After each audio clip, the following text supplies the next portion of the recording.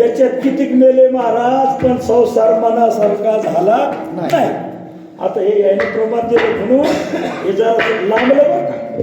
हा वाहू हा संसार देवाचा. मग आपण देवाचेच आहे. आपण कोणाचे? देवाचे.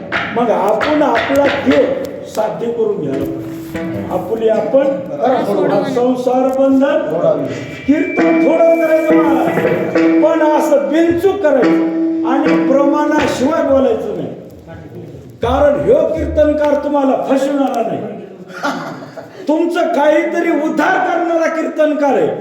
इथं येऊन थंडीत उगच काहीतरी सांगायचं आणि फुजूल टाइम गमवायचा. तुम्ही त्याग केला घरादाराचा, तुम्ही हिवा दिवा तिथं आले, मग तुम्हाला खायला नाही का घरी? उपाशी आहे का कोणी? अरे पण काहीतरी ऐकायला मिळा, आणि काहीतरी ऐकायला मिळाल्यावर सावध होत असतो माणूस. काय सावध होत असतो? त्याला कळतं पुढं गतिरोधक आहे, इथंच आपण ब्रेक मारा.